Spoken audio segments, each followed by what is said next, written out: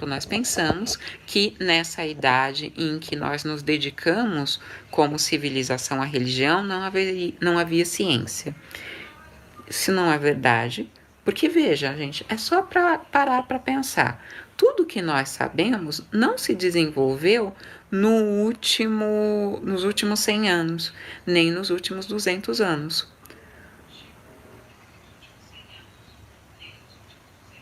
Olá, Júlio César, muito obrigada. Isso tudo que nós sabemos se desenvolveu como herança, não só da era medieval, mas para ficar no nosso tema, da era medieval. Mas é normal que todas as vezes que nós tentamos estabelecer um novo conceito da realidade, nós negamos o anterior. Sabe adolescente que começa a dizer que os pais não prestam, que os pais não sabem nada, que não fazem nada certo? Mas que não se sustentam na realidade. Aliás, não estariam vivos se os pais não tivessem lhe dado sustentação. E que, quando são adolescentes e estão revoltados, geralmente ainda são dependentes dos referenciais paternos. Porque, geralmente, quando você deixa a adolescência e entra no período de autonomia, você começa a entender os referenciais morais dos seus pais, justamente porque você está nas mesmas condições. Você precisa trabalhar, você tem que cumprir horário, você tem uma quantidade limitada de dinheiro para lidar com a realidade. É disso que eu estou falando. Imagina que isso que acontece na idade das pessoas acontece também na idade das eras. E que a gente faz isso como pessoa, individualmente, e faz isso como cultura. Então, quando nós na modernidade olhamos para o medievo, a gente falou, como os adolescentes falam, feios, bobos, não servem para nada, você não sabe fazer nada certo. Agora nós vamos desenvolver um novo jeito de viver. E um dos preconceitos que eu acho que tem que ser mais condenados em relação a isso é essa ideia de não ciência, porque quando a gente fala não existia ciência naquela época, geralmente o argumento eles respondiam que tudo era feito por Deus. E é verdade, mas não é esse o raciocínio. O raciocínio é assim: existe pesquisa, existe ciência, mas o que se considera é que tudo o que eu vejo não é aleatório. Tem uma inteligência por detrás de cada existência e essa inteligência é Deus. Aí tem campos diversos, os teólogos vão saber dizer disso muito melhor, muitíssimo melhor que eu. Então tem gente que diz que Deus é imanente, tem gente que diz que Deus é transcendente, então ele está dentro da criação, ele está fora da criação olhando para a criação e algumas outras discussões nesse sentido. Mas existia uma inteligência organizadora da natureza e essa inteligência organizadora da natureza era Deus. E quando o homem não conseguia desvendar algum mistério da natureza, ele atribuía isso à divindade. Sim, com certeza, Igor, é justamente disso que eu estou falando.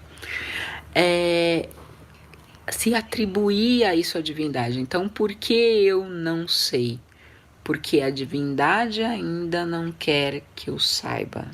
Ou a resposta mais bonita que eles davam é: não é possível conhecer. Não é do domínio humano esse conhecimento. Esse campo de saber pertence ao divino.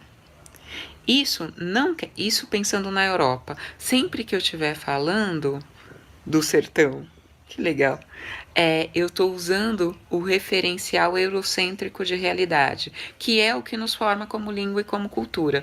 É claro que existe um jeito, por exemplo, latino-americano de pensar a realidade, mas ele não é completamente estabelecido na nossa própria cultura. Então, todas as vezes que eu estou falando a partir da visão eurocêntrica.